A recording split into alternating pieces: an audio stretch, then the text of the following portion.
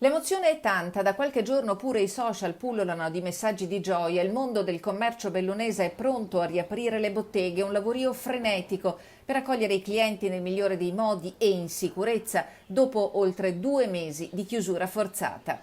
Oggi faremo un video emozionale con delle immagini veloci su tutti i partecipanti che hanno aderito del consorzio Belluno Centro Storico per dire che ci siamo. Sono stati mesi durissimi, difficilissimi per il commercio che si è fatto sentire pure attraverso la spontaneità di un flash mob silenzioso nel salotto buono della città. Oggi, a pochi giorni dal via, si fanno i conti con le disposizioni imposte per garantire lo svolgimento dell'attività senza rischio alcuno per i lavoratori e per i clienti. Bar e ristoranti sono sicuramente penalizzati perché dovremo avere delle distanze sui tavolini di almeno 2 metri, al banco bisogna vedere, ci possono essere assembramenti, quindi insomma non si potrà più andare a bere il caffè con gli amici.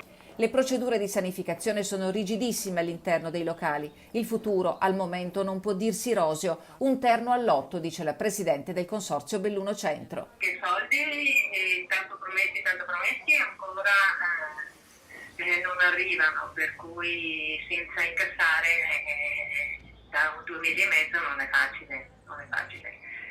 Adesso vediamo questo decretone cosa porterà.